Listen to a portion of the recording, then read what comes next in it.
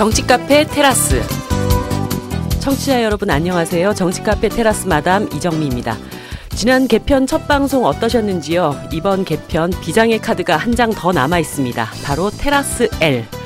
사회 전체와 모든 구성원은 인간 존엄성의 원천인 노동을 보장하기 위해 노력해야 하고 품위 있는 노동의 문화를 만들어야 합니다. 이 말은 바로 세계 경제 위기로 고통받는 노동자들의 삶을 걱정한 프란치스코 교황의 말씀입니다. 대한민국 일하는 사람들의 절반 이상이 비정규직인 사회, 고학력 청년 실업자들이 희망을 접고 스스로를 포기 세대라고 자조하는 사회, 학업과 생계를 동시에 해결하기 위해 저임금 아르바이트에 시달리는 청소년들, 정직하고 성실하게 일하는 사람들이 희망을 꿈꿀 수 있는 사회, 그런 사회를 만들어야 할 텐데요. 앞으로 한 달에 한 번 테라스에서는 바로 매일 땀 흘려 일하는 나 자신, 그리고 우리 이웃들의 노동 현실을 제대로 파헤쳐 보려고 합니다. 오늘 그 첫 번째 방송 시작해 보겠습니다.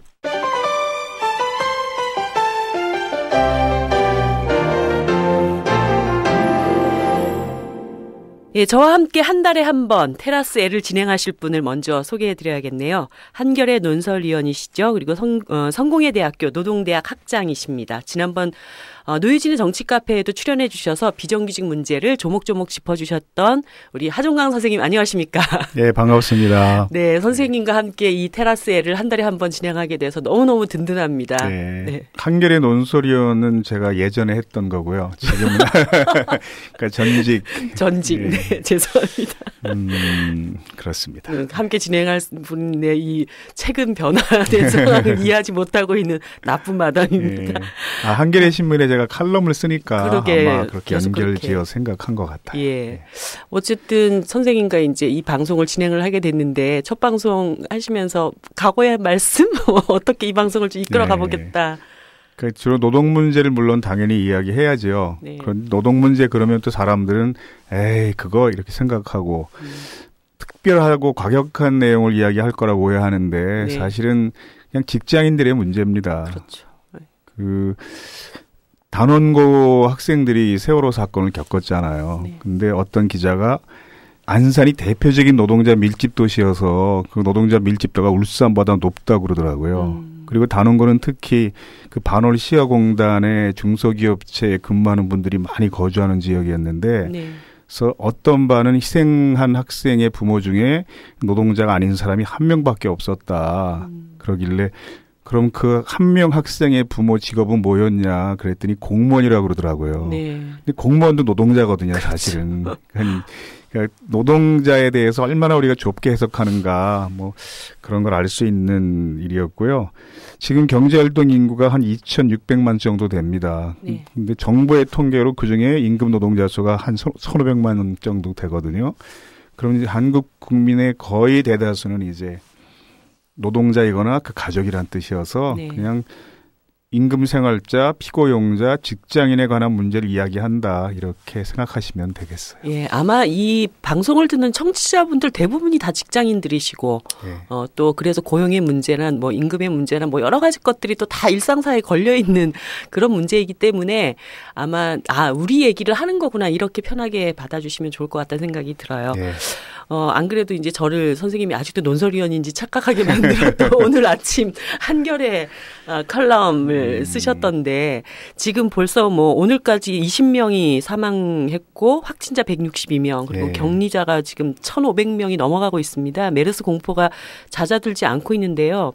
지난 세월호 사건 때도 사실은 비정규직 노동자 문제나 기간제 교사 문제 이런 분들이 이제 사고 이후에 뭐 네. 배보상 문제에서도 여러 가지 그 차별적인 대우를 받고 사회적 이슈가 좀 됐었습니다. 근데 이번 메르스 문제에도 결국 이 비정규직 문제가 굉장히 좀 중요한 또 사람들이 잘 이렇게 볼 수 없었던 공간에서 일어난 문제이긴 하지만 네. 굉장히 중요한 점이라는 걸 좀 짚어주셨는데 어떤 내용이었나요? 저도 그걸 나중에 알고 깜짝 놀랐는데요. 요즘 이제 병원 식당들은 대부분 직영하지 않고 식당 전문 경영업체에게 위탁 경영을 하잖아요. 네. 외주 위탁 방식으로 하는데 그 위탁 계약을 병원하고 그 식당 전문 업체가 체결을 할 때 그 병원 소속 직원들만 식수련에 포함이 되지 파견 나와 근무하는 용역 노동자들은 아예 고려 대상이 안 된다는 거죠. 그럼 그분들은 어디서 식사를 하게 될까요? 저도 보통 대학에 가서 대학 청소 노동자들 만나면요. 네. 식사를 그 휴게실에서 같이 합니다. 근데 그 휴게실도 사실 만들어진 게 얼마 안 됐거든요. 네. 그러니까 전국에 있는 대학 건물 중에서 설계할 때부터 환경미화 노동자들 휴게 공간을 설계한 대학은 거의 없습니다. 네.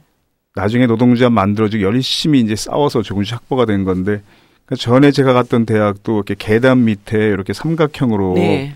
작은 공간에서 식사를 했는데 그 카트란 영화를 보면요. 네. 거기 남자 주인공이 청소하는 여성 노동자들에게 이모님들 이러면서 그 음료수 사서 대접하는 장면 나와요. 네. 근데 그 장면도 계단 밑에 이렇게 삼각형으로 막은 휴게실이거든요.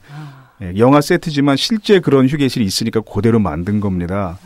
거기서 여기 생기고 나서 작은 냉장고 갖다 놓고 김치 담궈서 넣어놓고 도시락 먹을 때 같이 먹고 있어서 너무 행복하다. 그러면서 이번 우리 김치가 얼마나 맛있게 담궈졌는지 아냐고 꼭 여기서 식사하라고. 그래서 저도 주문해서 거기서 식사를 같이 했거든요. 근데 거기서 그분들이 식사한다는 것은 아직 구내 식당을 이용하지 못한다는 뜻입니다.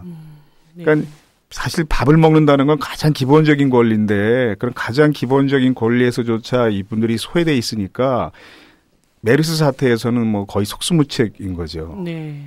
그러니까 정부에서 관리하는 대상에도 포함되지 않고 메르스 환자가 거쳐갔던 병원에서 근무하는 파견 용역 노동자들은 그 병원에서 하는 관리 대상에도 포함되지 않는 경우가 많아서 실제로 굉장히 문제가 많이 됐던 거죠. 그러니까 메르스 감염자들 중에서도 비정규직이기 때문에 거의 거기서도 유령 취급을 당해버린 사실 그렇게 되면서 확진자 중에 한 분이 또 다시 이제 관리 대상에서 제외되면서 또 다시 메르스를 감염시키고 이런 상황까지 그러니까 삼성병원에서 문제가 된 사람은 환자 이송 업무를 담당하는 사람이잖아요. 근데 이송 업무를 담당하는 사람이 한 5, 60명 정도 있는데 전부 파견 용역 노동자들인 거죠. 그러니까 이분들은 그 메르스 환자가 다녀간 응급실을 계속 드나들었는데도 병원의 관리 대상에 포함이 안 됐던 겁니다. 그래서 그분이 증세가 나타나고 8일 동안이나 계속 사람들을 만나서 기사를 보니까 이분이 만난 사람들이 일하면서 환자 164명, 직원 52명과 계속 접촉했다는 거죠. 그리고 회사에서도 그 병원 그 담당자가 협력업체 직원이라 근무를 못하면 월급이 줄어들 우려가 있어서 계속 일한 것 같다. 이런 핑계를 댔어요.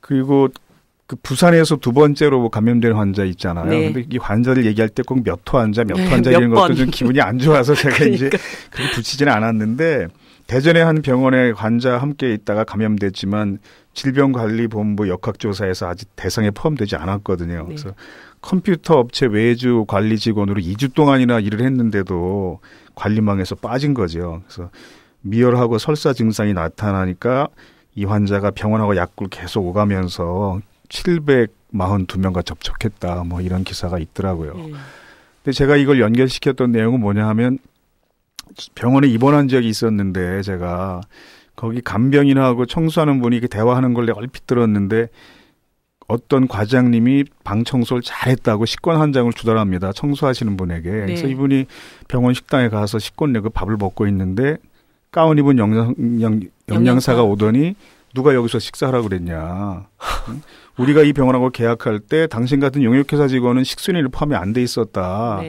근데 누가 여기서 식사하라고 그랬냐. 따지더라는 거죠. 사람들 다 보는 데서. 그래서 이분이 나도 식권 냈습니다. 거기 식권통에 보시면 그게 물에 젖은 식권이 한 장 있는데 그게 내가 낸 식권이요. 그러고 먹다가 그냥 목이 메서 나왔다는 거예요. 제가 그 얘기를 침대에 누워서 들었거든요. 그러니까 가장 기본적인 밥 먹는 권리에서조차 소외되어 있는 거죠. 근데 다행히 그 병원에 노동조합이 있었고 노동조합 위원장이 저하고 친분이 있는 사람이어서 제가 이제 가서 그 얘기를 하니까 노동조합 위원장도 분개하더라고요. 그렇게 하지 않기로 했는데 이 사람들이 약속을 또 안 지키네. 그러더니 막 씩씩거리고 식당까지 가서 관리 담당하는 계장하고 영양사랑 막 대판 싸웠어요. 그래서 언성 높이면서 그분이 당신 어머니라고 생각해보라고 막 그래서 그날 바로 해결됐죠. 이게 어려운 게 아니거든요. 뭐 공짜로 먹겠다는 것도 아니고 그래서 그나마 이 병원은 노동잡이 있으니까 이게 해결이 됐는데 다른 병원들은 뭐 속수무책인 거죠, 거의. 그러니까 이게 무슨 옛날에 미국에 인종차별이 있었을 때 백인이 이용하는 식당이나 백인이 이용하는 버스는 흑인이 타서도 뭐 가서도 안 되는 이런 것도 아니고 정말 신분제 사회가 없어진 지가 얼마나 됐는데 아직도 참 이런 서글픈 일들이 있다는 것이. 그러니까 이제 예전 병원에서 계속 각종 업무를 외주 병역 줄 때마다 네. 이렇게 될 거라는 걸 예견했어요, 노동자들은. 그리고 다만 한국의 병원은 지금 비정규직만 힘든 게 아니고요. 정규직도 굉장히 어렵습니다. 그러니까 외국 영화를 보면 이렇게 병원이 나오는 장면에 의뢰 나이 많은 간호사들, 특히 할머니 간호사들이 자주 나오잖아요. 네. 근데 한국 병원에서 나이 연세가 지긋한 간호사들은 거의 볼 수 없습니다. 왜냐하면 노동 강도가 너무 세고 1인당 담당 환자 수가 너무 많아서 나이 드신 분은 그 체력을 감당할 수 없기 때문이거든요. 네. 그래서 병원 노동자들 만나면 그런 농담을 해요. 할머니 간호사는 없는데 이미 20, 30대 할머니가 된 간호사들은 많다. 그래서 20살에 50견에 걸리고 30세 벌써 피부가 다 할머니 피부가 돼서 화장을 해도 몇 시간 지나면 허옇게 뜬다. 그래서 우리가 백의 천상가 봐. 이런 농담을 하던데 네. 그러니까 인간의 생명을 구하는 사업을 하면서 다른 사격과 똑같이 최소한만 고용해서 최대 노동을 시킴으로써 최고의 수익을 창출하는 이런 게 이제 한국 병원이잖아요. 이걸 가장 잘한 곳이 삼성병원이었고 네. 그러니까 이제 이렇게 문제가 터진 거죠. 그러니까 제가 예전에 서울지방노동위원회 공익위원을 한 적이 있었습니다. 그러면 노사 간의 교섭을 이제 중재하는 일도 하거든요. 근데 그때 서울시에 사립대학 부속병원장 대표를 맡았던 분이 그분도 이제 큰 대학병원의 원장이죠. 정식 회의가 끝나고 쉬는 시간에 지나가는 농담처럼 저에게 뭐라고 그러시냐 하면 나도 의사입니다. 병 고치는 사람입니다. 그런데 내가 주차장 관리까지 하면서 돈 벌 공리를 다 해야 됩니다. 작년에 임금 너무 많이 인상했다고 퇴출단 원장들 많아요, 우리. 그래가지고 제가 그렇게 살기 싫으시면 노동자 요구대로 하시라고 네. 공공의료 확대하고 그래야 의사가 환자 진료하는 일에만 전념해야지. 그렇죠. 지금 경영까지. 제가 칼럼에 쓰지 못했지만 대부분 대학병원 의사가 지금 성과급 제도로 바뀌었습니다. 그래서 얼마나 훌륭한 의술을 갖고 있냐에 따라 평가하는 것이 아니라 얼마나 환자. 많은 수익을 병원에 갖다 줬냐에 따라 평가거든요. 네. 그래서 심지어 어떤 대학병원은 병원에 들어가면 로비에 그 과별로 진료 의사 명단이 붙어 있잖아요. 네. 그래서 특진 예약하고 이럴 때 참고하라고 그 명단의 순서를 매달 돈을 많이 벌어준 순서로 교체하는 병원도 있었어요. 네. 이 보험사에서 많이 보던. 그리고 그 한 대학병원의 노동조합이 조사해 보니까 의사들의 봉급이 성과급 제도로 바뀐 다음에 검사 건수가 거의 뭐 20, 30% 증가했다는 거죠. 그래서 이제 검사를 많이 해야 또 수익이 늘어나니까 이런 식의 경영이 언젠가는 이런 비극을 불러올 것이다. 이걸 충분히 예견했고 그래서 병원 노동조합의 가장 중요한 슬로건은 돈보다 생명을 네. 이건데 사실 간접고용이라는 비정규직이 책임지지 않기 위해서 탄생된 고용계약 형태거든요. 그러니까 메르스 사태에도 전혀 책임지지 않게 된 거죠. 그렇죠. 예견된 결과입니다. 거의. 그 삼성 서울병원에 비정규직이 거의 3,000명 가까이 있다는 사실을 예. 저도 이제 얼마 전에 알게 됐는데 지금 이분들 이후에 어떻게 잘 뭐 대책 수립을 하고 있는지 모르겠습니다. 아무튼 뭐 앞으로도 정말 이제 요즘은 두 집 건너 한 집에 다 비정규직이고 가족 중에 한 명은 비정규직이고 이렇기 때문에 예. 그 문제도 선생님하고 앞으로 좀 하나씩 잘 얘기를 나눠봤으면 하는 그런 생각이 듭니다. 자, 그러면 오늘은 본격적인 오늘의 주제인데요. 최저임금. 사실 뭐 최저임금이라는 말 자체가 굉장히 낯설었을 거예요. 국민들한테. 그나마 걸스데이 해리의 알바몬 광고로 최저임금 5580 뭐 이 정도 이제 알게 된 것 같은데요. 지금 한참 내년에 최저임금을 얼마로 할지 심의위원회가 열리고 있습니다. 도대체 최저임금이 무엇인지 한번 살펴보도록 하겠는데요. 오늘 뭐 하종관 선생님하고 같이 게스트 한 분을 또 모셨습니다. 이번 최저임금 심의위원 중에 한 명으로 참여하고 있는 단체 정책실장을 맡고 있습니다. 청년유니온의 정준영 씨입니다. 안녕하세요. 네, 안녕하세요. 반갑습니다. 네. 정책국장입니다. 정책국장이 네. 아까부터 계속 실장으로 나가면 안 됩니다. 사칭. 네. 사실 청년유니온 하면은 몇 년 전이었죠. 주유수당 그 커피 전문점의 네네. 주유수당 문제라든가 그다음에 배달 30분제 폐지 뭐 이런 것들을 선도했던 굉장히 멋진 노동조합으로 저는 기억을 하고 있는데 좀 청년 유니언에 대해서 간단히 설명을 해주시면 좋겠어요. 청년 유니언은 2010년 3월에 네. 한국 최초의 세대별 노동조합을 표방하면서 창립을 했고요. 청년이라면 누구나 가입할 수 있는 그런 노동조합으로 출범을 했습니다. 그래서 연령 기준이 있습니다. 독특하게도 만 15세부터 39세까지가 뭐 고용의 여부나 네. 고용의 형태, 뭐 사업장, 뭐 지역에 무관하게 누구나 자유롭게 가입해서 자기의 노동권에 대해서 이야기하고 우리 세대의 노동 문제를 함께 해결하고자 활동하는 네. 그런 노동조합입니다. 아, 그렇군요. 요즘은 좀 특별하게 이렇게 약간 힘줘서 일하고 있는 사업들은 어떤 게 있을까요? 아무래도 최저임금 이제 심의 기간이기도 하고 네. 저희가 최저임금은 청년임금이다라는 슬로건으로 계속 활동을 해왔어요. 네. 네.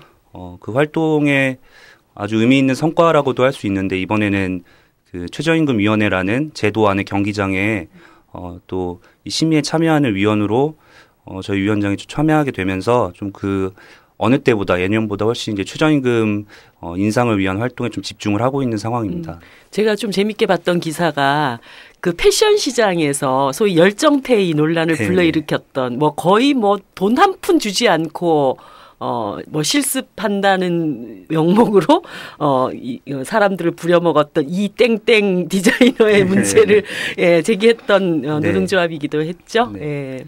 작년 10월에 그 서울 패션위크라고 네. 그 큰 패션쇼들이 이제 계절 시즌마다 열리는데 그때 패션노조라는 단체가 새롭게 등장을 했어요. 약간 캠페인형 네. 단체라고 할 수 있는데 그 단체랑 같이 특히 올해 초부터는 이렇게 패션노조, 알바노조, 청년유니온 이렇게 청년 노동 문제를 함께 이야기하고 있는 단체들이 공동으로 특히 이제 패션업계 내부의 그런 아주 심각하게 계속 관행적으로 용인되어 왔던 사실상 거의 무급 노동에 가까운 헐값 노동에 가까운 그런 열정페이 문제에 대해서 좀 대응하는 활동을 해왔고 최근에는 그래도 그 한국 패션 디자이너 연합회랑 이 업계 내부에서 이 문제를 이제 공동으로 어떻게 해결해 나갈지 좀 사회적 협의를 시작하는 그런 단계에 있습니다. 예, 그래서 그 후에 이영봉 디자이너께서는 좀 이제 페이를 주시는가요? 어떤가요? 이상봉 디자이너가 이영봉. 이상봉 디자이너가 최근에 구인 공고를 냈더라고요. 구인 광고를 냈는데 그래도 월급여 200만 원 수준으로 이렇게 급여를 책정해가지고 자랑스럽게 내셨더라고요. 일종의 그래도 내부에서 그래도 좀 자정하는 스스로 좀 개선하려는 모습을 좀 보여주는 것 같아요. 아무래도 좀 이미지를 많이 신경을 쓰는 네. 그런 업계이다 보니까 그런 것 같습니다. 진짜 문제 제기를 끝없이 하고 또 노력하고 싸워야지 개선이 된다는 하나의 사례인 것 같아요. 자, 그러면 먼저 선생님께 청년 유니언은 네. 처음에 만들어질 때 제가 이제 처음에 만든 사람들하고 개인적으로 친분이 있어서 지켜봤는데요. 네. 일단 같은 이슈 선점을 굉장히 잘하는 것 같아요. 그래서 우리가 하지 못하는 일을 재빨리 이슈화시켜서 주목받게 하는 일을 정말 잘하고 사실 다른 나라들은 사회의제 중에 정치의제 중에 가장 중요한 의제가 노동의제고 사실 정치의제가 10개다 그럼 그중에 8개 정도가 노동의제거든요. 네. 근데 한국 사회에서는 사회 구성원 대부분이 노동자이면서도 노동의제가 배제당하는 특이한 사회인데 그 노동 문제를 사회의제화시키는 능력이 굉장히 탁월한 조직이고요. 네. 청년 유니언뿐이 아니고 이제 알바노조 이런 것도 그런 일을 굉장히 잘해서 네. 어떤 단체가 이렇게 기자회견을 하는데 평소보다 기자들이 굉장히 많이 와 있더라는 거죠. 그래서 오늘 기자들 왜 이렇게 많이 왔어? 그랬더니 오늘 알바노조하고 청년 유니언이 같이 온대. 이제 언론도 이제 주목하는 거예요. 그러면 네. 저기 가면 뭐가 이슈가 네. 이제 나온다. 그리고 아까 그 연령 제한이 있다고 그랬잖아요. 근데 그것 때문에 실망하는 분이 혹시 계시면 요즘 또 노후 희망 유니언이 생겼어요. 그러니까 거기 가입하시면 거기는 되고요. 그럼 몇 세 이상? 그건 자세히 모르겠는데 아마 연령 제한이 있긴 있을 겁니다. 네. 거기도. 제가 얼핏 듣기로 50세 이상인가 그런 것 같은데. 예.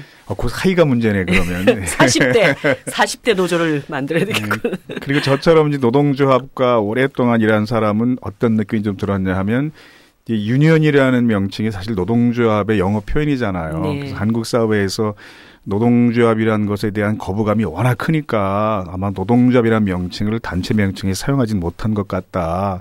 그래서 유니언이라고 접근하는 것이 훨씬 더 대중성이 있다. 이런 전술적인 고려겠죠. 그래서 그런 생각이 드는 노동조합이 청년 유니언입니다. 네. 실제로 그런 고민을 했었다고 하더라고요. 네. 청년 노조 이렇게 하려다가 약간은 더 좀 열려있는 형태로 네. 하자라고 해가지고 네, 뭔가 유니온으로. 참신하고 네네. 저기 가면 뭔가 이렇게 일을 제대로 할 것 같은 그런 느낌을 주는. 네, 일단 우리는 오늘 최저임금 얘기를 이제 빨리 가야 됩니다. 네. 네, 일단 선생님 최저임금이 뭔가요? 사람들이 이제 일단 최저임금이라는 것 자체를 알아야지 얘기를 풀어나갈 수 있을 것 같은데. 최저임금을 얘기하기 전에 먼저 네. 생긴 법이 최고임금법이에요. 이게 왜 그러냐 하면 사실 노동법이라는 게 다 그런데 최초로 생긴 노동법이 단결금지법이거든요. 그러니까 노동법은 노동자의 권리를 보장하는 듯 하면서 규제하는 성격을 더 크게 가지고 있습니다. 네. 그러니까 노동상권도 보면 단결권, 노동조합 만들 수 있는 권리가 있지만 요렇게 만들어야 인정해 주겠다. 네. 네. 그래서 뭐 6만 명이나 교사가 모여 있는 전교조가 노동조합이 아니라고 막 주장하잖아요. 그래서 모든 노동법은 보장함과 동시에 규제한다는 성격을 가지고 있는데 사실 규제한다는 본질이 더 강하고요. 그러니까 최초로 생긴 노동법이 그 노동법 공부할 때 다 그 역사에 나오지만 단결금지법입니다. 네. 노동자가 3명 이상 모여서 단체를 만들면 처벌의 대상이 되는. 그런데 최저임금법보다 최고임금법이 먼저 생겼어요. 이게 14세기에 그 영국의 유럽의 흑사병이 막 네. 창궐 해가지고 노동자 수가 급감했습니다. 그러니까 노동자가 굉장히 이제 막 귀한 올라갔겠네. 신세가 돼서 한 3배 정도 막 임금이 네. 인상된 거죠. 그러니까 이제 주로 귀족들이 왕에게 청원을 해서 최고임금을 제한할 수 있는 법을 만들어 달라. 그래서 만들었어요, 그걸. 네. 그래서 국왕이 정한 금액보다 더 높은 임금을 주면 처벌. 벌금을 물어야 되는. 근데 그때는 종교가 사회를 지배할 때이기 때문에 그 법을 시행하면서 어떤 핑계를 댔냐 하면 이런 물질은 돈은 너무 많아도 문제지만 너무 적어도 문제고 적절한 수준이 옳다. 그래서 너무 많으면 신의 섭리에 어긋난다. 근데 이 논리를 펴려면 너무 적은 임금도 사실 없어져야 되잖아요. 그렇죠. 그러니까 나중에 뒤늦게 이제 최저임금을 규정하는 법도 뒤늦게 만들어진 거죠. 그래서 그런 사연이 최저임금법에 있고요. 사실 최저임금은 기업이 망해도 그 임금은 지불해야 한다는 내용입니다. 그래서 노동자의 임금을 이렇게 최저임금을 규제하지 않으면 자본주의 사회 속성이 거의 무한적으로 기업이 노동자를 착취하기 때문에 그 최소한의 기준을 정해둬야 되는 거죠. 사실 근로기준법과 맥을 같이 하는 법인데요. 네. 근로기준법은 보면 다 사용자에게 어떻게 해야 한다 규제하는 내용입니다. 그래서 우리 회사는 근로기준법 110 몇 개를 다 지켜. 이래봐야 그게 최저 기준을 지킨다는 뜻입니다. 그렇죠. 예. 근데 그러니까 이제 근로기준법 다 지킨다고 큰 소리 치는 회사에다가 당신 그래봐야 최저 회사다 이렇게 얘기하는 건데 최저임금법도 마찬가지인 거죠. 근데 문제가 뭐냐 하면 우리나라의 사회교과목 중고등학교 교과서가 전부 63권이 출판됐어요. 근데 그중에 62권을 몇 년 전에 이제 민주노총 정책실, 오마이뉴스의 기자들 저까지 참여해서 데이터 분석을 해본 적이 있었거든요. 그랬더니 그중에 최저임금 문제를 설명하는 교과서가 17권 있더라고요. 근데 다른 부분보다는 좀 많았어요. 네. 그러니까 노동조합의 법률적인 근거를 설명하는 교과서는 5권밖에 없었는데 그리고 최저임금법은 17권이나 설명하고 있었는데 주로 어떤 내용으로 표현을 하고 있냐면 최저임금제는 파생되는 문제점을 고려하여 적절한 수준으로 행해져야 한다. 이런 내용입니다. 그러니까 너무 최저임금 기준이 높으면 기업 경영에 부담이 된다. 이런 걸 설명하는 거죠. 복선을 깔아놨군요. 예. 예. 최저임금제로 일부 근로자들의 소득은 올라가지만 다른 근로자들은 일자리를 잃게 되는 결과를 초래할 수도 있다. 그게 교과서 내용이에요? 네, 이런 게 교과서에 있어요. 최저임금이 부담이 돼서 기업이 거야. 도산하면 오히려 일자리가 줄어든다는 거죠. 네. 철저히 기업의 시각인 거죠. 네. 그러니까 우리나라 최저임금법이 언제 생겼냐 하면 88년도. 예, 88년에 이제 도입이 됐어요. 네. 그래서 처음에 역사적으로 최저임금법을 이렇게 법제화한 근대 국가는 이제 뉴질랜드인데요. 1894년에 만들었거든요. 네. 예. 근데 우리나라는 88년에 가서야 최저임금법을 만들었는데 왜 기업에게 부담을 주면서도 최소한의 임금은 보장하도록 강행 규정을 만들었는지에 대한 취지 설명이 이제 교과서에 없는 겁니다. 네. 그런데 역설적이게도 최저임금제도가 왜 필요한가를 최근에 가장 잘 설명한 사람이 이제 미국 대통령이에요. 네, 오바마. 예. 근데 미국 정부도 거의 최저임금을 지금 2배 정도 인상하자 정부가 그런 계획을 가지고 있는 거잖아요. 네. 근데 미국 정부에서 최저임금을 이렇게 2배 정도나 올려야 한다는 이유를 지금 뭐라고 설명하고 있냐 하면 그러니까 미국이 최저 시급이 7.25달러 약 8,000원 정도 됩니다. 근데 네. 이걸 이제 15달러로 올리자는 거죠. 16,500원까지. 네. 그러면서 그렇게 해야 내수 진작을 통해서 침체된 경기를 회복할 수 있고 구매력 같은 소비 계층이 형성돼서 지금보다 경제가 활성화될 수 있다. 네. 사실은 이게 최저임금법을 법제화한 이제 배경이 되는 배경, 네. 이론입니다. 네. 뭐 그러니까 노동자들만을 위해서 만든 법은 아니라는 거죠. 네, 네. 경제 전반을 위해서 반드시 필요한 법인 겁니다.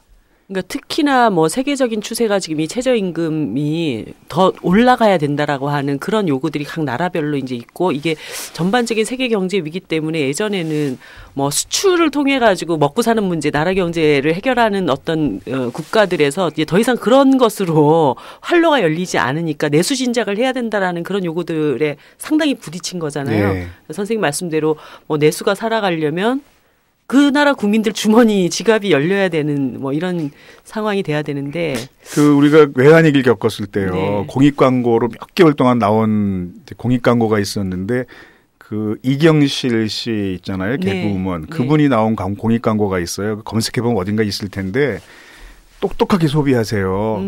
이제 100원짜리 동전을 들고 나와서 지나치게 절약하면 이제 그러면서 허리띠를 막 허리가 끊어지도록 졸라매면서 비명을 지르는 장면도 나오고요. 너무 절약하면 죽습니다. 네. 똑똑하게 소비해 주세요. 뭐 이런 공익 광고가 있었는데 이걸 사실 이해한 사람 별로 없었을 겁니다. 근데 네. 그때가 어떤 시기냐 하면 우리가 구제금융 받고 겨우 경기가 살아날 때고 나라 경제 구한다고 금모기 운동을 연예인부터 스포츠 스타까지 다 줄 서가지고 하고 이럴 때거든요. 네. 그래서 경제 위기가 터져서 사람들이 막 허리띠를 졸라매고 있는데 소비해 주세요 이런 광고를 정부가 할 수밖에 없었던 거죠. 그렇죠. 그게 바로 이제 한국 경제가 성장은 했지만 이 양극화 속에 성장하니까 소수의 부자와 다수의 가난한 노동자 서민 속에 성장하니까 위기에 처했을 때 구매력 기반이 형성이 안 돼서 네. 기업과 국민이 같이 쪽박차는 순환고리 안에 갇혀버리는 거죠. 네. 그러니까 경제 위기 상황인데 정부에서는 소비해 주세요 이런 광고를 할 수밖에 없었던 겁니다. 소비하게 해주세요. 우리는 네. 그 얘기를 해야지. 제발 소비 좀 하고 싶습니다. 청년들 아까 이제 최저임금은 청년임금이다 이런 표현을 하셨는데 청년들 실정은 지금 어떤가요? 요새 이제 더 포기할 게 없을 정도로 많은 것들 뭐 10호 세대까지 뭐, 나왔던데. 어느 뭐 방송 네, 프로그램에서 그렇죠. 15포 세대 뭐 이런 그래요? 식으로 계속 한 가지씩 더 포기하는 그런 꽁트 같은 것들을 뭐 이렇게 내보내기도 하는데 지금 뭐 그 최저임금에 직접적인 영향을 받는 당사자 노동시장의 약자 우리 청년들이 뭐 아르바이트부터 시작해서 뭐 계약직 비정규직 이 생애 첫 일자리로 그렇게 노동시장에 진입을 하고 있어가지고 지금 최저임금 수준이 뭐 1시간에 5,580원, 뭐 한 달 열심히 꽉 채워서 일해봐야 116만 원인 그런 상황에서 이 청년 한 사람이 자기 생활 꾸려 나가기에도 굉장히 빠듯한 그런 현실인 것 같습니다. 뭐 가령 뭐 한 달에 서울에서 일자리를 구해서 스스로 독립해서 생활한다라고 했을 때 뭐 자취방 월세만 해도 뭐 한 달에 50만 원, 뭐 많게는 60만 원 이렇게 지출이 되는데 그럼 벌써 절반이 날아가고 핸드폰 네네. 다들 뭐 스마트폰 그래 누구나 다 쓰니까 버스 타고 한 달 다녀야지. 10만 원, 교통비 10만 원, 뭐 최소한의 밥값 이렇게 다 떼고 나면 뭐 한 달에 영화 한 편 보는 것도 부담스럽고 친구들 만나서 뭐 밥 한 끼, 뭐 맥주 한 잔 마시는 것도 굉장히 부담스러운 그리고 당장의 생활, 생계, 생존을 위한 데에는 어느 정도 그래도 최소한의 비용들을 지출하고 있지만 나의 내일을 위해서 뭐 내일을 위해서 교육을 받는다거나 이런 네. 데에 또 쓸 돈은 없는. 그러니까 결국에는 이렇게 뭐 아무리 열심히 살아도 적자를 면할 수 없는 뭐 그런 상황인 것 같습니다. 네. 아니 어제 밤에 제가 집에 들어가서 그 텔레비전의 케이블 TV에 한 끼의 품격이라는 거를 재방송하는 걸 제가 봤는데 보다가 진짜 너무 눈물이 나가지고 막 울었어요. 뭐냐면 그게 이제 한 끼 단품 요리를 가장 저렴한 가격으로 만들어서 이제 맛을 어떻게 내는가 뭐 이런 건데. 가난탕이라는 게 있는 거예요. 그게 뭐냐면 22살짜리 여대생이 이제 출연을 했어요. 근데 그 가난탕의 배경이 뭐냐면 이 친구가 뭐 별별 아르바이트를 다 하는데 심지어는 이미테이션 그 트롯 가수 뒤에 백댄서까지 하면서 한 달에 정말 열심히 모으면 한 100만 원을 이제 번대요. 근데 그 60만 원이 월세야. 40만 원 가지고 이제 뭐 차비하고 뭐 하고 그러다 보니까 고기를 먹을 여유가 안 돼서 고기를 넣지 않고 고기 맛을 내는 찌개를 자기가 개발을 했다. 그래서 감자를 두껍게 썰어서 그 라면 그 스프를 넣어가지고 계란 2개를 집어넣어서 이제 고추장 풀어서 팍팍 끓여가지고 그 감자에서 고기 맛을 내게 만든다는 그 찌개의 이름이 가난탕인 거예요. 아, 정말 정말 현실이 여기까지 왔나. 그리고 그거를 또 텔레비전의 프로그램에 뭐 그것을 또 하나의 무슨 감동적인 이런 것으로 그냥 방영을 하고도 어른들이 아무렇지도 않은 이런 세상이 됐나 이런 참 안타깝다. 뭐 가난한 청년들의 삶이 보여주는 모습이 이게 뭐 방송에서 그냥 즐겨 다루기 좋은 소재가 그렇죠. 돼버린 그런 상황인 것 같습니다. 네. 그러면서 나온 뭐 출연진들은 저러면서도 얼마나 저렇게 밝아요, 뭐 저렇게 잘 웃어요, 막 이러고 있는데 정말 꼴밤을 한 대씩 때려주고 싶었어. 그러니까 지금 이제 청년임금이다, 최저임금 이렇게 말하잖아요. 그런데 요즘 청년들이 주로 알바라고 부르는 노동 현장에 가보면 이미 성인들이 또 많이 진입해 있습니다. 그래서 이게 단순히 청년 노동의 문제뿐이 아니고 최저임금의 문제가 아니고 알바 노동의 문제뿐이 아니고 이게 한국 사회 그냥 노동 문제가 돼버린 거죠. 네. 일상적인 정상적인 그러니까 청년 노동이 마치 임시로 거쳐가는 노동인처럼 생각하고 싶지만 생각하기 쉬운데 실제로는 그 분야에 이미 정상적인 직업을 선택하고 들어온 성인 노동자가 많이 있는 상황이어서 그래서 최저임금이 정말 한국 노동 문제의 전반에 굉장히 중요한 의미를 갖고 있다고 볼 수 있어요. 실제로 이 최저임금의 이해관계를 갖게 되는 일하는 사람들이 대충 몇 명 정도 된다고 봐야 될까요? 통계적으로 네. 보면은 보통 전체 노동자 그 중위임금의 3분의 2를 저임금 그 기준선으로 보는데 네. 그 120만 원에서 130만 원 사이 정도에 이제 정해져 있는데요. 그 금액에 이제 미달하는 노동자가 4명 중에 1명, 그러니까 1,800만 명이 있다라고 했을 때 한 450만 명 이상은 네, 저임금 노동자이고 사실 이 구간에서는 직접적으로 사실 최저임금의 영향을 받는 그런 사람들이라고 볼 수 있을 것 같습니다. 그러니까 정부 통계로는요, 이제 최저임금 언저리에 있는 노동자를 600만 내지 700만 명 정도로 보고요. 그 정부의 공식적으로 인정하는 통계에서는 최저임금 이하 노동자가 이제 지난해 통계로는 227만 명이었대요. 네. 그럼 전체 임금 노동자의 12.1%나 되는 거죠. 예. 그러니까 사실 이제 최저임금도 못 받는 데는 이거는 뭐 처벌을 강화해가지고 빨리 그걸 제대로 받게 만들어야 되지만 지금 이번에 이 최저임금 협상이라는 것은 거의 한 700만 명에 달하는 사람들에게 직접적인 영향을 주는 굉장히 중요한 교섭이잖아요. 네네. 근데 사람들이 그런 교섭이 지금 진행되고 있나라는 사실조차도 지금 몰라요. 도대체 이 최저임금 결정 과정은 어떻게 되는 거예요? 최저임금은 이제 법에 의해서 최저임금위원회라는 기구가 결정을 하는데요. 매년 4월부터 6월 말까지를 심의기간으로 잡고 있고 노동자를 대표하는 위원 9명, 사용자를 대표하는 위원 9명, 그리고 공익을 대표하기 위해서 이제 정부가 임명하는 위원 9명 이렇게 네. 27명이 논의를 하는데 사실은 최저임금에 의해서 자기 삶이 결정되는 그런 사람들에게 최저임금위원회가 최저임금을 결정한다라는 사실조차도 잘 알려지지 않고 있고 사실은 이게 왜 이렇게 잘 알려지지 않고 있을까라고 했을 때 그걸 알려지지 않기를 바라는 사람들이 또 있다라는 생각도 들더라고요. 이번에 최저임금위원회 안에서 이 회의 내용을 공개해야 됩니다라고 주장을 했을 때 오히려 이 회의 내용을 아는 사람들이 많아지면 이 심의를 더 적절하게 하는데 방해가 된다라는 이야기를 하는 그런 사용자 의원들이 있을 정도로 어떻게 방해를 할까?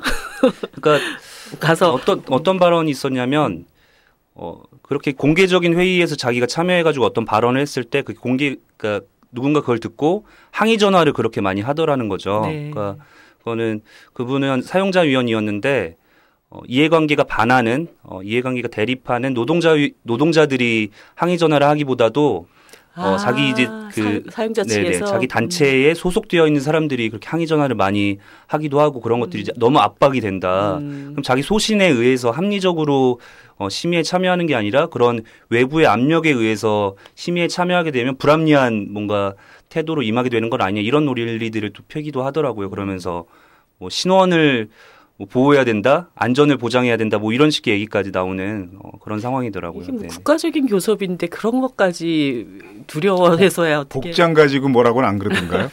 이번에는 그런 것들은 네. 전에 제가 노동위원회에 있을 때는 공익위원 중에도 네. 그 해고된 노동자들이 노동조합 조끼 입고 들어올 때가 있어요. 그러면 여긴 투쟁하는 곳이 아닙니다. 벗으세요. 이거 우리가 일상적으로 착용하는 그런 회의를 안 하는 거예요. 안 벗을 때까지 그 의장이 그 조끼가 압박이 되고 그래가지고 예, 그래서 결국 그 조끼 벗고 나서야 회의를 한 적도 있었는데, 네. 그러니까 거의 보통 사람의 상상을 초월하죠. 그 사람들의 인식은.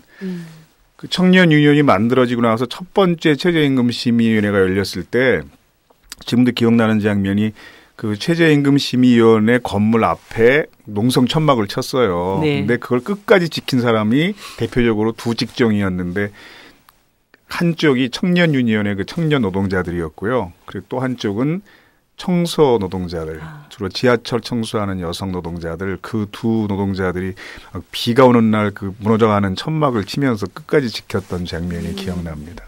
그 최저임금이 정말 자신들의 삶에 굉장히 직접적인 영향을 미치고 절박한 그런 마음들이었을 것 같은데, 이번 올해 최저임금 심의위원회의 약간 좀 특징이라고 한다면 소위 이 문제의 이해 당사자들이 그 위원으로 처음으로 참여하게 되었죠. 예, 어떤 분들이 참여하게 됐나요? 그러니까 뭐 30년 만의 일이라고 하는데요.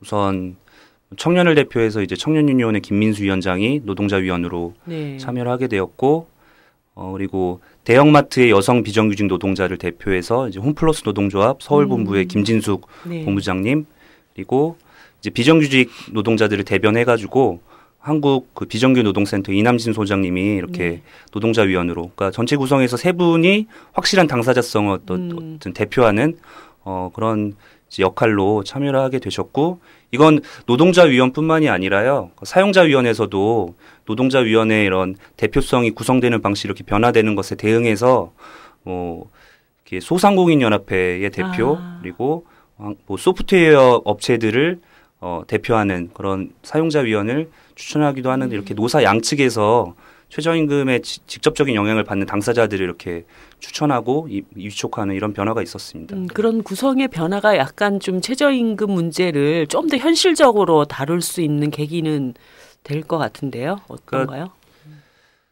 그 작년에 저희가 최저임금위원회 처음 한 발은 들여 놓아 보았어요. 그러니까 당사자 그 진술 같은 걸 할 수 있게 되어 있더라고요. 참고인 진술처럼 한 10분 정도 최저임금을 직접 받는 당사자가 와서 이야기를 하는 건데, 이제 완전히 다른 상황이 된 거죠. 그러니까 10분 남짓 허용된 당사자 진술이 아니라 이제 직접 위원으로 동일한 권한을 가지고 심의해서 결정할 수 있는 권한을 가지고 이렇게 참여를 하게 된 거고, 그러다 보니까 아무래도 이제 당사자들이 직접 겪고 있는 이야기들을 이제 그런 소통의 이제 채널이 되어서 그 최저임금을 심의하는 회의 자리에 훨씬 더 자주, 그리고 뭐 아주 현실적으로 더 많이 이야기를 할 수 있게 되었습니다. 그 지금 사실 이제 결국은 임금 수준을 어떻게 결정할 거냐가 이제 쟁점이 될 텐데, 지금 뭐 사용자 측이나 노동자 측에서는 지금 협상안들을 어떻게 놓고 서로 논의를 하고 있나요? 이런 거는 공개하면 안 되나 지금? 이제 6월부터가 이제 본격적인 전원회의가 가동이 되는데요. 네. 그래서 지금 6월 4일, 11일에 이제 3차 전원회의, 4차 전원회의를 했는데, 이때까지는 노사 양측이 최초 요구안을 아직 제출하지 않은 단계였고, 주로 최저임금위원회 회의를 어떻게 공개할 것이냐, 그리고 최저임금을 심의할 때 근거가 되는 기초 통계를 뭐 기존의 중위임금에 더해서 뭐 평균임금까지도 포함시켜야 된다. 그리고 생계비를 미혼 단신 노동자뿐만이 아니라 뭐 2.5인 이런 식의 가구 생계비까지 포함시켜야 된다 이런 논의들이 주로 네. 제도 개선과 관련된 논의들이 있었고 이제 내일 진행될 5차 전원회의 때 노사 양측이 2016년 네네 이제 각자의 패를 까는구나. 2016년에 적용될 최저임금에 대한 최초 요구안을 이제 제출을 하게 됩니다. 어느 정도 최저임금을 받아야 된다고 생각하십니까? 청년. 저희 뭐 올해부터는 노동계 전체가 네, 같은 목소리로 네. 1시간에 10,000원 그래서 한 달에 209만 원은 받아야 내일을 좀 생각하면서 더 이상 빚지지 않고 이렇게 희망을 가지고 살 수 있다. 뭐 이렇게 요구를 하고 있고 내일도 아마 네, 그렇게 노동계는 단일 요구안으로 시급 1만 원 안을 최초 요구안으로 제출하게 될 계획입니다. 사실 캠페인도 그에 맞춰서 광범위하게 진행될 계획을 갖고 있더라고요. 그래서 우리 팟캐스트 지난번 아이스버켓 이런 거 한 것처럼 네. 이제 줄줄이 이어서 자기가 하고 나서 퍼포먼스 하고 몇 명 지명하면 또 해야 되고 이런 걸 이제 각계각층이 참여해서 네. 동시다발적으로 한번 내일부터 해보자. 전원회의 시점에 맞춰서 민주노총도 최저임금 시간당 500만 명 서명운동 시작했잖아요. 저 전에. 그러니까 아마 그런 캠페인도 많이 진행될 겁니다. 근데 이제 사실 5,580원에서 10,000원으로 인상한다. 그러면 사람들이 에이? 이렇게 먼저 확 다가올 것 같아요. 뭐 물론 이거를 아까 풀타임으로 일을 해서 받아도 209만 원이라고 다시 월급으로 또 환산하니까 그래 이런 생각이 들지만 사실 정의당에서도 이 최저임금 1만 원 캠페인을 좀 안산 반월공단 이런 데 좀 나가봤어요. 근데 뭐 젊은 노동자층에게 굉장히 호응은 좋은데 간혹 가다가 많은 분들이 아니 지금 뭐 대기업이 어떨지 모르지만 우리나라의 90% 이상이 다 이제 중소기업들이고 또 이제 영세한 기업들도 많이 있는데 이렇게 최저임금 많이 줘가지고 다 그런데 망하면 어떻게 합니까?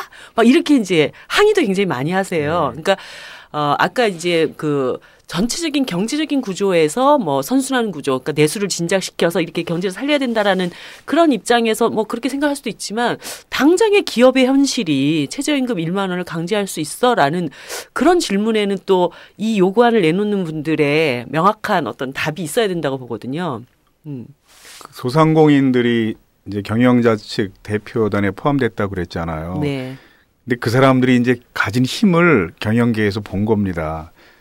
아까 말씀하신 알바몬 최저임금 광고가 2편이 지금까지 나왔어요. 네. 그 연예인이 등장해가지고 최저임금을 알리는데 정말 혁혁한 공을 세웠는데 노동부에서 저기도 줬던데요. 상도 줬던데요. 그러니까 1편은 최저임금액이 얼마다 요거였고요.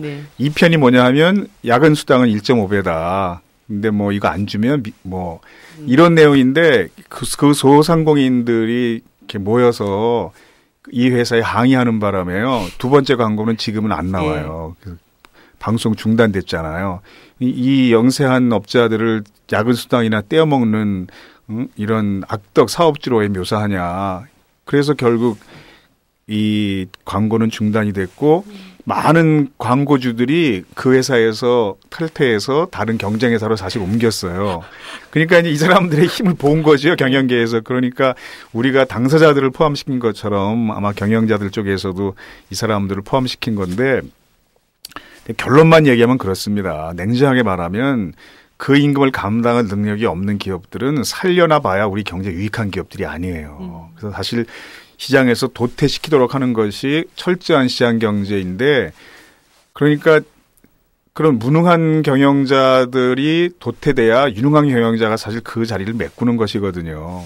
그리고 실제로 보면 노동자에게 정당한 임금을 지불하지 않는 방식으로 계속 유지되는 한계 기업들은 시장에서 계속 정리한 경제 정책을 시행한 나라들의 경제 성장이 지속적으로 안정적으로 꾸준히 성장했다는 데이터는 굉장히 많이 있습니다. 스웨덴이 대표적인 예죠. 근데 이제 결정적으로 스웨덴 같은 나라와 우리의 차이가 뭐냐 하면 스웨덴은 경쟁력이 없어서 도태되는 기업체에서 실직하는 노동자들에 대한 사회 안전망이 거의 완벽하게 있고 우린 이게 없다는 게 이제 큰 차이입니다. 그러니까 방향은 명확해요. 저임금 사업장을 없애면서 사회 안전망을 마련해야 되는 거죠. 두 마리 토끼를 다 잡아야 하는데 이게 방향은 명확한데 실제 어떻게 이걸 실행하느냐는 굉장히 이제 어려운 상황인 겁니다. 자칫 이제 청취자분들께서 도태시켜야 돼. 그러면 나 도태 당하고 이 사회에서 그럼 최저임금 때문에 나는 이 기업을 망해도 좋다는 거야라고 생각하실 수 있는데 그것만이 아니라 그런 어떤 기업의 어떤 구조조정 과정에서 그분들에 대한 또 다른 어떤 재기의 기회를 줄 수 있는 사회적인 제도나 장치 그렇죠. 이런 것들이 함께 이제 정비가 네. 돼야 된다라는 말씀이신 것 같아요. 대학생들에게 노동 문제를 제가 이제 주로 강의하잖아요. 그러면 이런 최저임금제나 비정규직 문제의 잘못된 점을 지적하고 정규직화해야 되고 최저임금은 저임금 사업장은 없어져야 한다. 네. 그러면 되게 가족 중에 비정규직 노동자가 있는 학생들은 상당히 공감합니다. 그러나 부모님이 기업을 경영하는 학생들은 실제로 반발해요. 그렇겠어요. 네? 그 어떤 학생은 우리 아버지가 어디 중소기업 사장인데요. 거기에 있는 비정규직 다 정규직하고 그 이주 노동자들에게 다 최저임금 보장해주고 그러면 인건비 때문에 회사가 망할 텐데 그런 거 생각 안 해보셨습니까? 그 실제로 항의하는 학생들이 있습니다. 네. 제가 복도에서 대화를 해보니까 어릴 때부터 아버지가 월급 날 될 때마다 얼마나 초조해했는지 이걸 다 지켜보고 자랐다는 거예요. 그 학생 표현이 우리 아버지가 피가 말랐습니다. 막 이렇게 표현하니까 나름 효자인 거죠. 네. 그러니까 그런 사람들에게도 사실 그런 기업을 시장에서 도태시킨다는 것은 길거리에 그냥 나앉게 한다는 게 아니라 다른 경제 활동을 할 수 있도록 길을 열어준다는 거죠. 네. 그게 이제 사회 안전망인 거고. 그러니까 되게 우리가 복지국가라고 하는 나라들에서는 실직은 그 교육을 의미하잖아요. 네. 그러니까 어떻든 실직은 이게 정부의 책임이다. 일자리가 부족했다면 일자리를 만들지 못한 정부의 책임이고 그 노동자에게 일할 능력이 없었다면 그 국민에게 능력을 갖춰주지 못한 국가의 책임이다. 이런 철학이 있으니까 실직한 노동자는 정부로부터 생계비를 지원받으면서 그 사회가 필요한 능력을 갖출 때까지 평생학습에 투입시키잖아요. 네. 그러니까 우리도 서서 이런 방향으로 이제 가야 한다는 거고 나라의 돈을 그런 데 써야 한다는 거죠. 그러니까 최저임금이 부담이 되면 그 기업을 정부에서 지원하고 그리고 아주 무능한 경영자가 그 지원금에 의지해서 겨우 그 기업을 유지할 수 있는 이런 형태는 국가 경제에 유익하지 않으니까 사실 국가 경제라는 게 상당히 보수적인 줄경제학 개념이잖아요. 그러니까 보수적인 경제학의 관점으로도 저임금 사업장은 사실 유익하지 않습니다. 그러니까 서서히 최저임금을 상승하는 방향으로 가는 건 확실하고요. 그리고 대폭 높이는 게 그 노동자뿐이 아니라 나라 경제도 상당히 유익해요. 네. 그래서 제가 한 달 전이었나 굉장히 이제 유의미하게 봤던 그 기사 내용 중에 하나가 중소상인 단체들이 여러 개 있는데 그 중에 한 단체에서 그러니까 최저임금 1만 원. 보통 이제 그런 단체들은 뭐 슈퍼나 뭐 프랜차이즈점 이런 것들을 운영하시는 분들인데 이제 최저임금 1만 원을 동의한다. 그런데 우리가 굉장히 어렵다. 대신 우리는 슈퍼갑으로부터의 엄청난 또 횡포를 당하고 있기 때문에 대기업의 뭐 불공정한 어떤 그 하청과의 어떤 거래 방식이라든가 이런 것들을 구조 개선 또 해나가는 그런 과정을 통해서 저임금 노동자도 끌어올리고 또 이런 그 영세 상공인들도 또 삶의 질을 좀 끌어올리는 이런 방향으로 나가야 된다라는 그런 대안들을 좀 내놓으셨더라고요. 그래서 이렇게 좀 사회 전반적으로 이러면서 양극화의 폭을 조금씩 줄여나갈 수 있는 노력을 이 을들 사이에서도 함께 더 큰 좀 연대를 통해서 해결해 나갈 수 있지 않을까 이런 생각을 하게 됐었거든요. 실제로 그 오늘 오후 2시에요. 그 전국 유통상인연합회랑 그 단체에서 민주노총이랑 청년유니온이랑 중소상인, 노동자, 청년 함께 사는 경제를 만들자 최저임금 1만 원 시대를 함께 열어가자라는 그런 공동선언 기자회견을 진행을 했거든요. 네. 그때도 중소상인들도 최저임금 1만 원 시대를 함께 열어가겠다. 그러니까 노동자들의 이제 임금이 올라야 중소상인도 함께 살 수 있는 길이라는 걸 분명하게 인식하고 또 다른 한편에 존재하는 중소상인들을 어렵게 만드는 그런 문제들에 대해서 악덕 재벌이라던가 유통 재벌들과의 싸움, 경제 민주화를 위한 싸움을 노동자들, 청년들도 함께 만들어가자 뭐 이런 내용으로 공동선언을 하기도 했거든요. 그래서 뭐 이런 식으로 최저임금 인상을 위한 운동과 경제 민주화라고 표현했던 그런 운동이 함께 만나야 사실 아까 말씀하신 것처럼 을들이 함께 살 수 있는 그런 사회를 좀 만들 수 있지 않을까 싶습니다. 그러니까 이게 자칫 잘못하면 을들 사이에 다시 또 갑을병정 나눠놓고 서로 싸우게 만든다, 이 사회가. 그래서 우리가 그런데 막 휘둘리지 말고 우리는 다 같은 을이고 함께 슈퍼갑에 대응해야 돼. 이렇게 잘 돼야 될 텐데요. 그러니까 그게 자연스러운 모습인 것이요. 그러니까 이렇게 시작된 활동들이 나중에 어떤 성과로 나타났냐 하면 유럽 나라들에서는 편의점 사장이나 주유소 사장 노동조합이 결성됐어요. 그리고 합법성을 인정받았습니다. 이렇게 활동에 참여한 사람들이 이제 그런 성과를 얻어낸 거죠. 그러니까 당신들이 주유소나 편의점에서는 사용자 입장이지만 대자본과 맞설 때는 사회적 약자다. 그렇죠. 흔히 이제 많이 문제가 되는 갑을관계 발생하는 문제점을 해소할 수 있는 제도적인 장치로 편의점 사장 노동조합, 주유소 사장 노동조합을 합법성을 인정해 준 건데 이렇게 시작된 사람들이 나중에 그런 성과로 나타날 겁니다. 언젠가는. 예. 아무튼 뭐 지금 이제 최종 결정은 언제 나게 되는 거죠? 그게 6월 29일까지입니다. 6월 법적으로 29일. 명시된 시한은. 예. 그 구체적으로 이제 마지막 협상을 향해서 달려가고 있는데 사실 그 이명박 정부 때부터 사실 임금 인상률이 굉장히 낮았잖아요, 매년.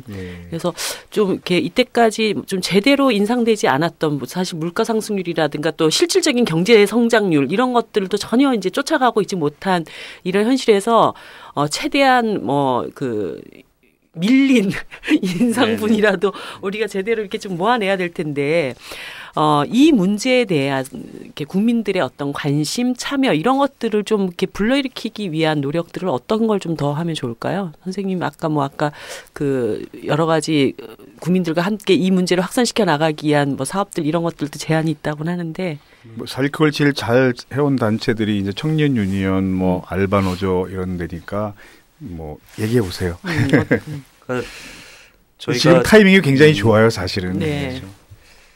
좋은 타이밍에 그 최저임금위원회도 참여하게 되고 그래가지고 뭐 책임감을 좀 많이 느끼고 있는데, 그러니까 저희가 최저임금은 청년임금이다라고 최초에 그런 구호로 운동을 시작했던 건 어쨌든 최저임금 인상 운동을 만들어갈 새로운 주체를 이제 호명하기 시작해야 된다. 그리고 우리 스스로 그 운동을 우리 세대의 과제로 삼겠다라는 그런 선언이었던 건데 올해에 이르러서는 출발은 최저임금이 우리의 문제이다.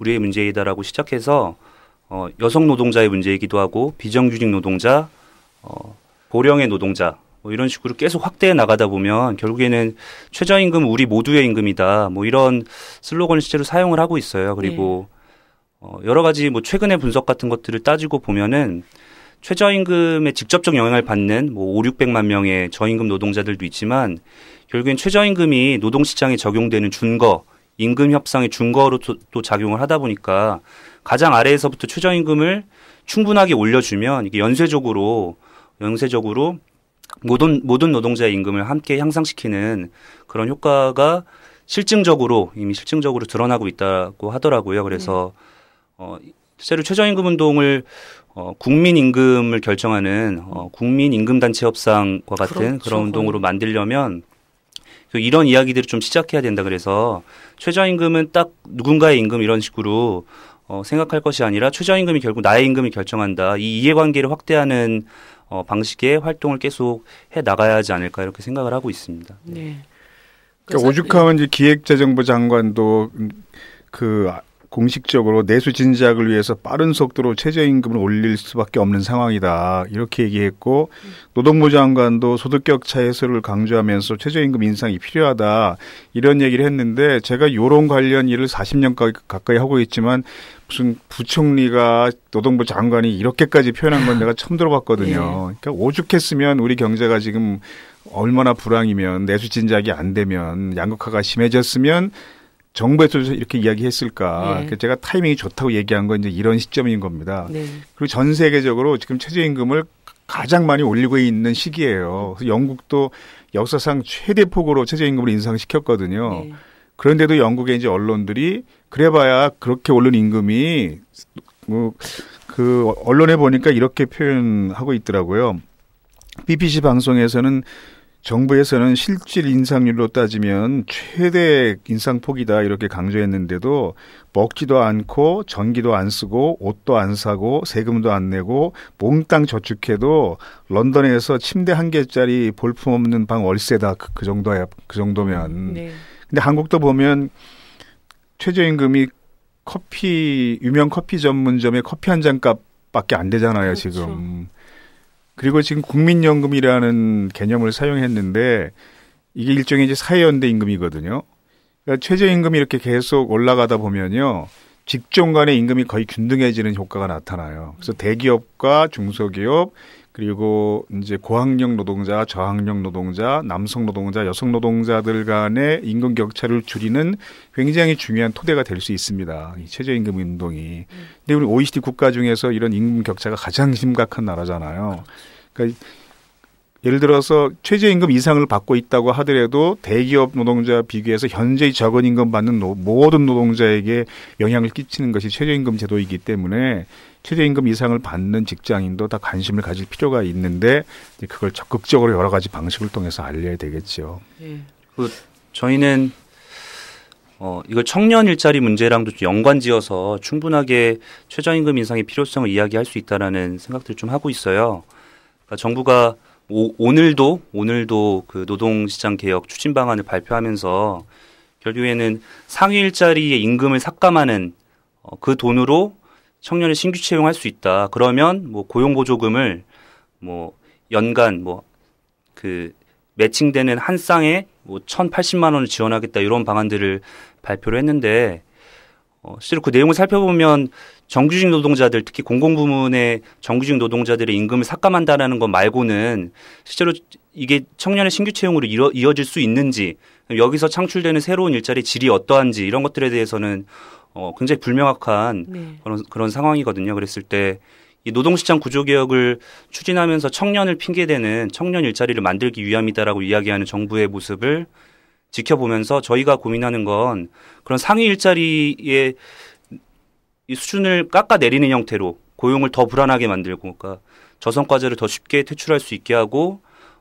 뭐 성과 중심의 임금 체계를 도입해가지고 임금을 뭐 굉장히 유연하게 만들고 이런 식으로 할 것이 아니라 청년들에게 좋은 일자리 만들어주는 방법은 가장 아래에서부터 최저임금을 대폭 인상하면 된다. 지금 116만 원 수준의 일자리들이 막 그 저질의 일자리들이 양산되고 있는 상황에서 청년들이 사실은 그 한 번 선택하면 함정처럼 늪처럼 빠져서 자기 평생이 결정된다는 생각에 약간 주저하고 있는 거거든요. 그랬을 때 사실은 150만 원 이상 200만 원 이렇게까지 가장 아래에서부터 일자리 수준을 끌어올려주면 그렇죠. 청년들이 충분하게 거기에서 비전을 찾고 내일을 계획할 수 있는 그런 삶을 꿈꾸면서 노동시장 안으로 진입할 거라는 거죠. 이랬을 때 사실 지금 문제가 되는 뭐 청년 니트, 아예 구직을 포기하고 비경제 활동 인구로 전락하고 있는 이런 청년들의 문제도 함께 해결될 수 있다. 그러니까 결국에 창출한다 하지 말고 기존에 있는 일자리들 질을 개선할 수 있는 가장 효과적인 정책, 이미 정책 수단도 너무 분명하게 최저임금위원회로 결정할 수 있는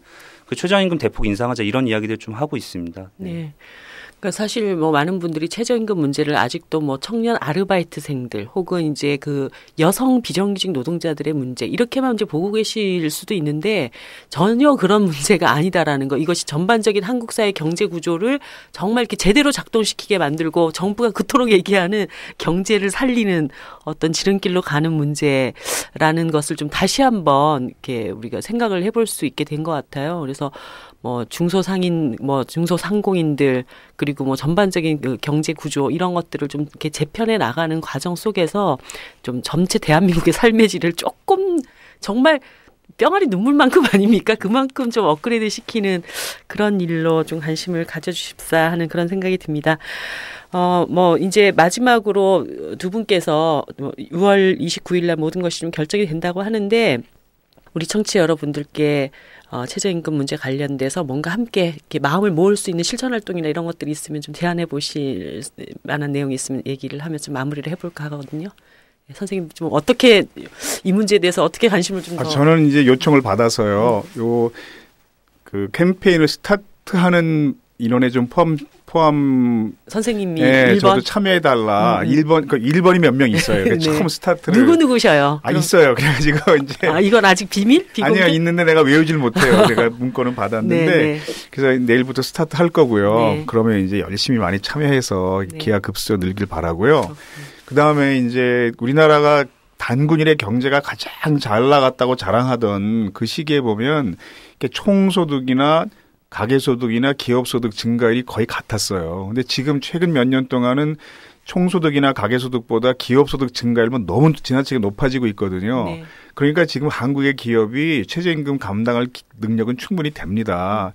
그러니까 지금 제가 다행스러운 것은 청년 유니언에서 오신 분이 대기업 정규직 임금을 낮춰서라도 청년 일자리 창출해라. 혹시 이렇게 얘기할까 싶어 조마조마했는데 네. 정확하게 보시고 그렇게 할 게 아니다 얘기했는데 최근에 이제 다시 그런 사업장이 있어서 언론에 많이 보도됐고 네. 그렇게 하지 않는 대기업을 이제 나쁜 놈들 비난하는 이제 소재로 사용될 수 있어요. 잘못하면.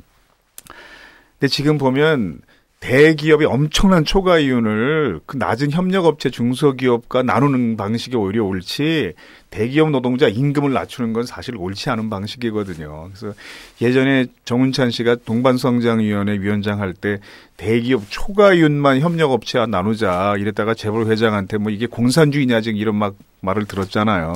지금 한국 기업이 그 정도 감당할 능력은 충분히 있습니다. 그러니까 대기업이 지나친 초과 이윤을 중소기업과 나누면 최저임금 10,000원은 충분히 가능한 정책이거든요. 회사 안에다 그 돈을 쌓아두고 뭘 하고 있을까요? 도대체. 네.